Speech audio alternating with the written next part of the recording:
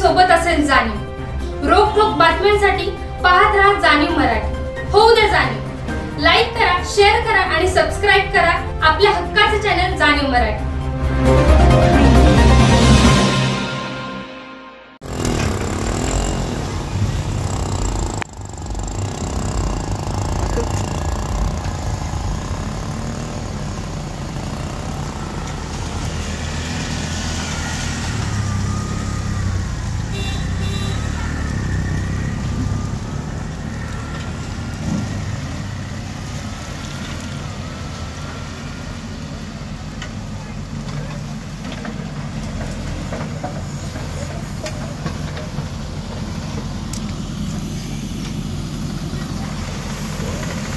आलेलं आहे गोळीबारच्या काळबीच्या वड्यावरती लावण्यात येणार आहे। शक्यतो कोणाची तक्रार असेल तर त्यांनी बिंदात फोन करावं। शिवेंद्रराजे मित्रसोबतच्या माध्यमातून JCB आलेले आहे गोळीबारच्या याच्या माध्यमातून। तर काय असेल तर सांगा, फक्त चढाचं लोकांनी काय वाटत असेल कुठं वडे तुंबले असेल तर बिंदात सांगा। आता हे पाणी उतारायला जे पाणी येते ते काळबीचा वडा, पालवी हॉटेल, पालवी चौक इथंच जास्त साठत आहे। तर पहिल्यांदा तिकडं JCB साफ करून घेतो।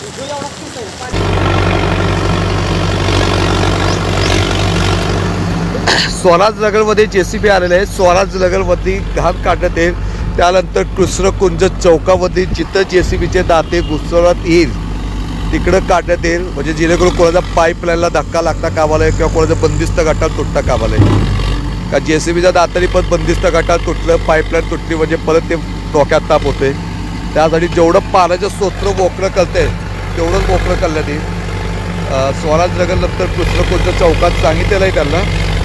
आदरणीय मंत्री महोदय शिवेंद्रराजे भोसले यांच्या सूचनेनुसार गोळीबार मैदानामध्ये जेवढे नैसर्गिक ओढे आहेत त्यांची स्वच्छता या 2 दिवसात करण्यात येणार आहे। सातारा नगरपालिकेचे बी सहकार्य लाभलेलं आहे। निकम साहेब अतिक्रमण विभागाचे त्यांचं मोठं मोलाचं सहकार्य आहे। बापट साहेबांचं तर असतोच लक्ष बारीक, त्यांच्या त्या बारीक सारीक गोष्टीवरती ते स्वतः सहकार्य करतात। जेवढं सहकार्य करता येईल तेवढं करण्यात येईल आणि नागरिकांनी तेवढं समजून घ्यावं की कोणाची पाईपलाईन फुटता कामा नये, कोणाचा यालाही धक्का लागता कामा नये, एवढीच फक्त आहे, बाकी काही नाही। आणि जिथं दाते घुसण्यात येईल तेवढंच भागाची स्वच्छता करण्यात येते। वडेल आलेचे नैसर्गिक स्तोत्र जेणेकरून पाणी एका लाईनीत साठवून ते खालती पालवी चौकात येता कामा नये।